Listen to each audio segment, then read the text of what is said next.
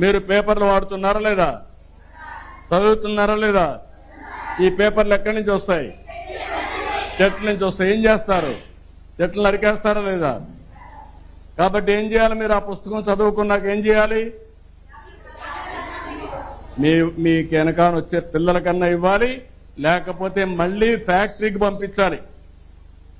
ఇంట్లో పారేయకుండా మళ్ళాగాని ఇస్తే ఇవి తీసుకుపోయి చెట్లు నరకకుండా మళ్ళా ఫ్యాక్టరీలో మళ్ళా కొత్త పుస్తకాలు తయారు చేసి కొత్త విద్యార్థులకు వచ్చే అవకాశం ఉంటుంది. అవునా కాదా? ఈ ఆలోచన మీకుందా అని అడుగుతున్నా. ఈరోజు నీరుంది, బొగ్గుంది, ఇందులో నుంచి కరెంట్ వస్తుందా లేదా? లైట్ వేసిన తర్వాత మీరేం చేస్తారు? అక్కడ లైట్ వేశారా? అవసరం ఉందా? అవసరం ఉంది అక్కడ లైట్. ఇప్పుడు ఇక్కడ లైట్లు వేసారు, అవసరం ఉందా? సహజంగా వెలుతురుందా లేదా? ఇప్పుడు ఇది వేశారు, వేస్తే ఏమవుతుంది?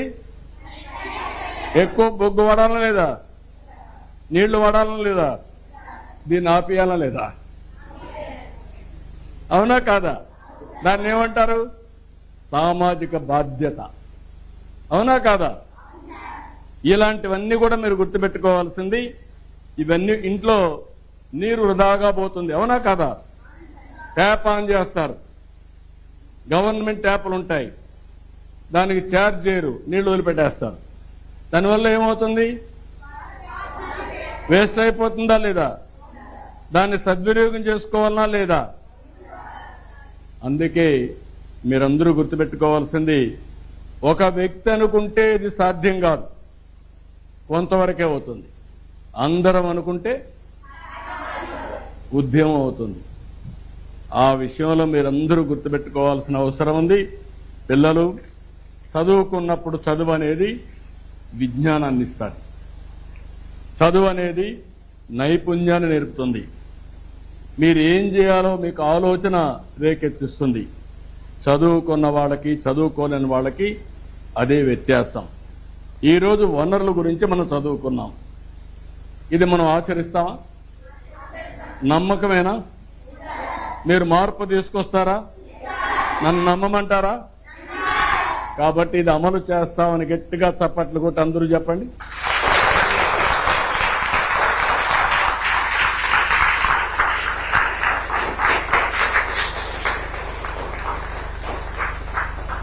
ఇప్పుడు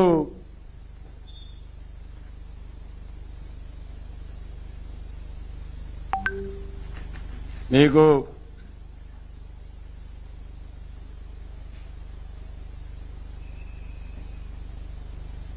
ఈ క్రింది వాటిలో మానవ నిర్మిత వనరేది? క్యాన్సర్ చికిత్సకు మందులు, ఊట నీరు, ఉష్ణమండలం అడవులు. ఏది మానవ ఈ మానవ నిర్మిత వనరు ఏది? మూడున్నాయి. ఏది? క్యాన్సర్ చికిత్సకు మందులు, ఊట నీరు, ఉష్ణమండలాలు, అడవులు, ఉష్ణ మందులు. ఎందుకు ఊట నీరు కాదు? ఊట నీరు ఎందుకు కాదు? యూజ్ చేయరు, మనం తయారు చేయం, అంతేనా? ఉష్ణమండల అడవుల్ని మనం తయారు చేయం. అది ఎట్లొస్తుంది? సహజ వనరులు. అవునా కాదా? ఊట నీరు ఎట్టి నుంచి వస్తుంది? అడవిలో ఉంటాయి, పారుతానే ఉంటుంది. ఎట్లొస్తుంది అది? ఓకే.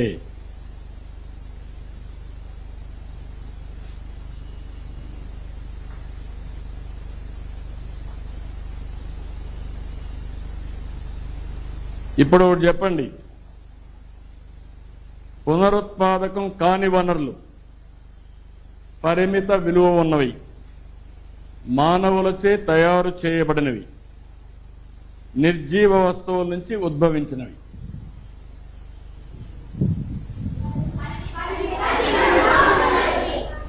పరిమిత. ఓకే.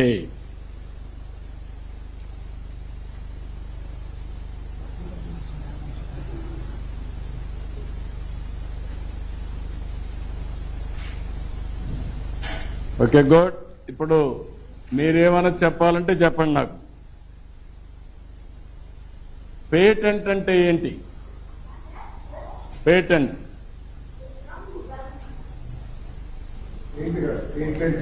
ఇది పెయింట్, నేను అడిగింది పేటెంట్. మీ పుస్తకంలో పెట్టాం ఐడియాని. ఇప్పుడు మీరు ఒక వస్తువుని తయారు చేస్తారు, మీరు సమాజంలో చూస్తూ ఉంటారు. చూస్తూ ఉంటే మీకు కొత్త ఆలోచన వస్తుంది. మీలో ఎప్పుడు కూడా ఒకటి ఉండాలి, రొటీన్గా ఆలోచిస్తే మీకు ఆలోచనలు రావు, వినూత్నంగా ఆలోచిస్తే కొత్త ఆలోచనలు వస్తాయి. ఆ కొత్త ఆలోచనే ప్రయోగాలకు దారి తీస్తుంది. అప్పుడు కొత్త వస్తువుల్ని మీరు తయారు చేస్తారు, ఇన్నోవేట్ చేస్తారు. తయారు చేసిన వస్తువుని మీరు పేటెంట్ రైట్ తీసుకుంటారు. ఎందుకు పేటెంట్ రైట్ అంటే ఇది ఎవరు కాపీ కొట్టకుండా, మీరు తయారు చేసిన ఇంకొకరు కాపీ కొట్టి మీకంటే ముందు వాళ్ళు మార్కెట్లోకి వెళ్ళిపోతే మీ దానికి విలువ ఉండదు. కాబట్టి అది పేటెంట్ తీసుకుంటారు.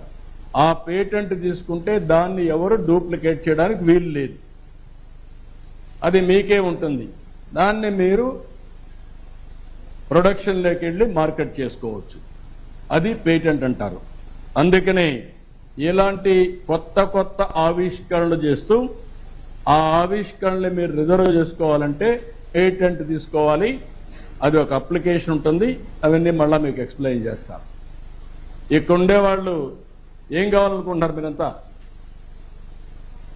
మొన్న ఓకే, ఇక్కడ ఉండే వాళ్ళల్లో 7వ తరగతి నుంచి వచ్చారు 8కి, అవునా కాదా? మీరు A1 హైయెస్ట్ కదా, A1 అంతేనా?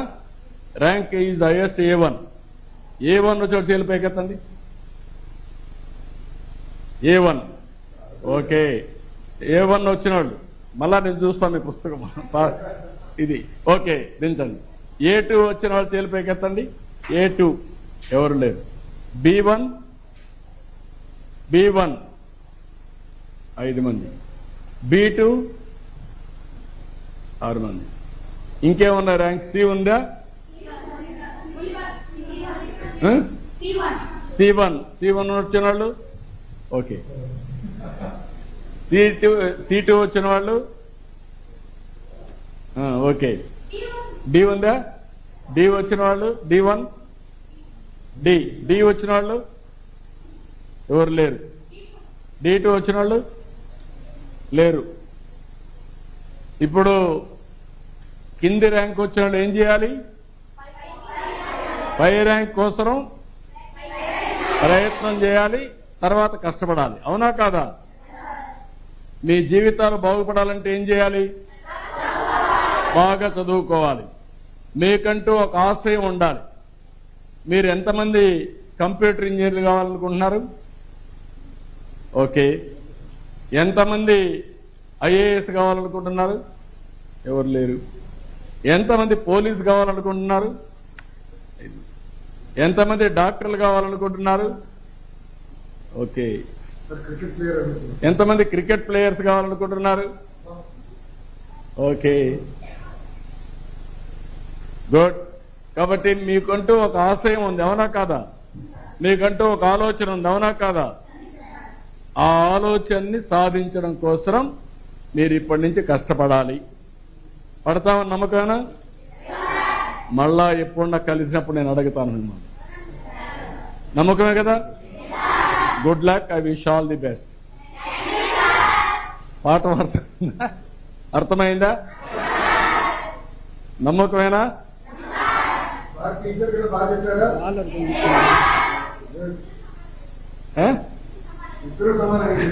నువ్వు మీ